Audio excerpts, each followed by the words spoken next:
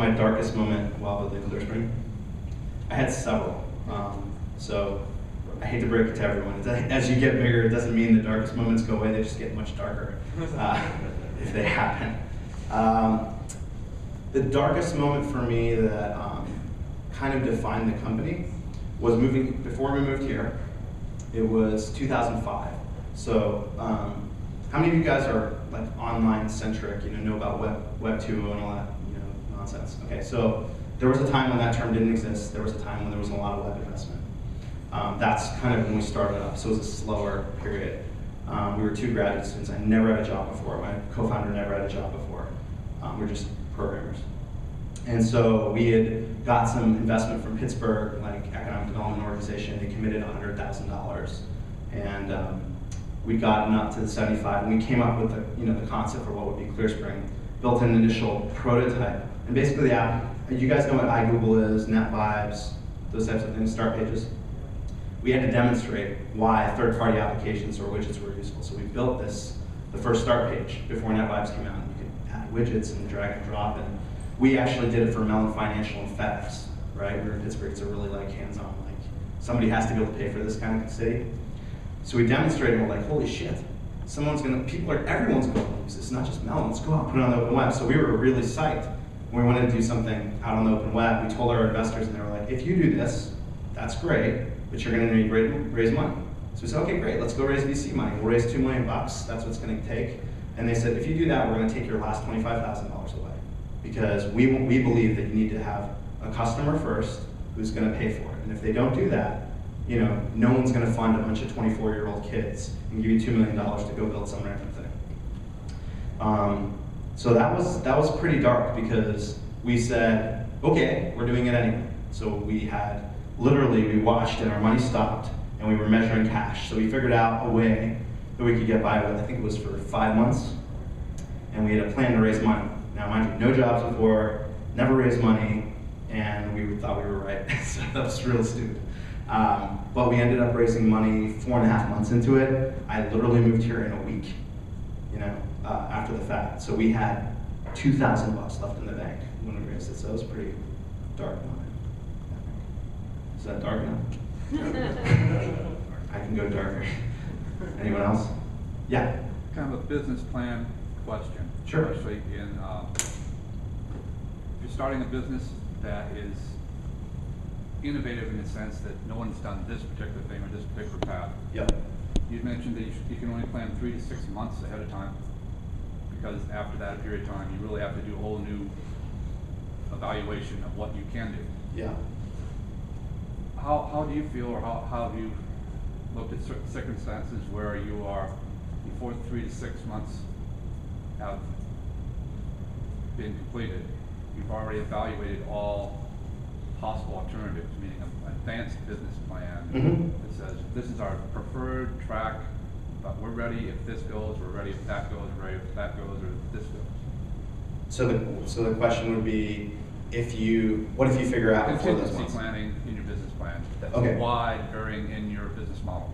Oh, okay. So that's all right. So let me see if I can rephrase that for everyone. How do you do contingency planning in that 3 to 6 month period, given that things are going to change? Yeah. Is that a fair way to be planning already ahead of time for those changes? Right. Okay. So this goes back to the know your stage piece. So if you're a really advanced business, like my friends are Millennial, right? That online advertising business. Their product has been set, their model's been scaled, so now they're much more in the operations phase. So they can business plan for 12 months, although if something disruptive happens, it'll totally change the business. Probably not going to happen right away, but it could. Like Apple iAds, for instance, dramatically changed their business.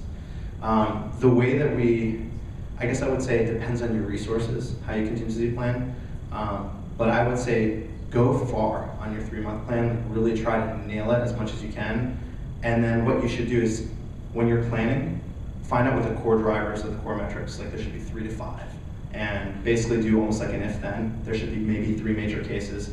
For instance, if the product grows really quickly to this metric, then we know that the model is scalable enough so that we should put in monetization. If not, then we're going to need to continue to focus on growth when we're going to do X, right? Like, you basically should, I try to operate on quarters, but if you're super early, sometimes you'll operate on 4 weeks. It just really depends on your stage, and I hate to answer it like that, but the earlier you go, then micro plan in weeks versus the 3-month period. Our business, for instance, we plan on a quarter basis, and then I have a whole year plan, but it can get blown away. The only thing that I have to stick to from my board perspective is my numbers, like revenue and cost. But contingency planning you really have to do at the very, very beginning the most. So if you're in the product stage, totally about growth, and I would just look at those metrics the most. Yeah.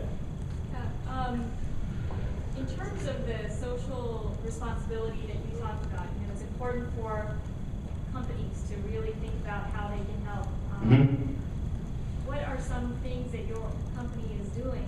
And the other question is more around the environment. What are some things that you're keeping in mind as you're developing your business to be eco-friendly?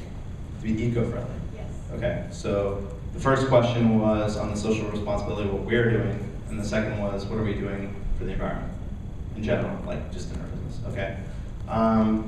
So the first thing that we're doing as a company, this actually was the beginning, so we're very obviously newer company. So our thesis, what we want to do is we want to build the largest sharing platform in the world. We currently are for publishers.